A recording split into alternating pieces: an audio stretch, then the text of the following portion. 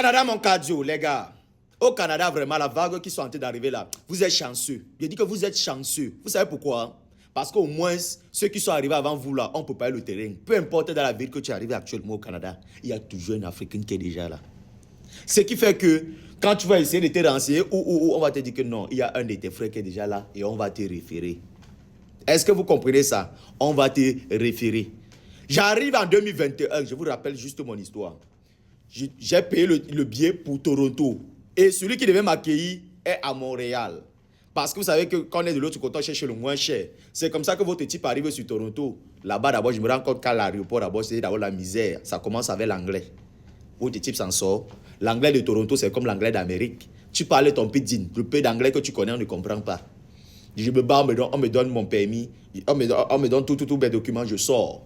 C'est quand je sors que le karma commence. Je prends d'abord, je vois un taxi, on me dit que quand j'essaie de demander, on dit que taxi, je dis que ok, je prends aussi un taxi. Je dis que I want to go Montréal, le taximan ne me dit rien, il me prend seulement quelque part. Il me tourne, après il me dépose quelque part, il dit que $300. Il dit, voilà, $300, c'est-à-dire $300. Il dit que, hey, c'est-à-dire tu es sur toi d'abord, tu n'as pas l'argent. On te prend comme ça, on te dit que, oh, ça ne suffit pas. N'est-ce pas, je prends encore, dès qu'il me descend, je prends, on me dit que non, take des bus, il dit que ok. I take des bus, n'est-ce pas, je prends le bus, il dit que non, I want to go Montréal. Quand il demande, il dit que, you know, il commence à bricoler quoi.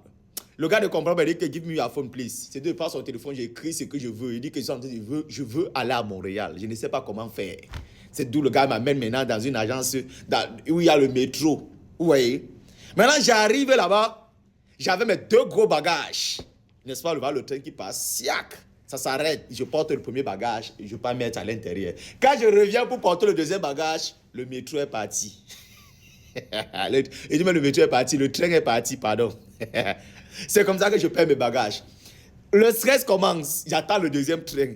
C'est comme ça que j'arrive sur Montréal et même celui qui m'accueille, l'accueil n'était pas convivial comme aujourd'hui. À l'époque, en 2021, c'était le Jacques. Donc, c'est le Jacques qui n'est pas fier de te voir. L'Africain, parce qu'il a peur, je ne sais pas s'il avait peur que tu devais venir prendre sa place, prendre ses avantages. Parce qu'on dit souvent, c'est ton propre hôtel qui pèse ta chaussure. Au lieu que ton frère africain te soutienne, c'est lui qui te met les bâtons dans les roues.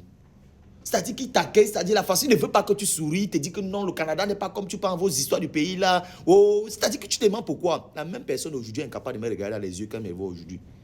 Je lui dis que tu vois comment j'aide des gens, non? J'aide des gens. Je n'ai pas besoin d'offusquer les gens ou bien encore de les traumatiser.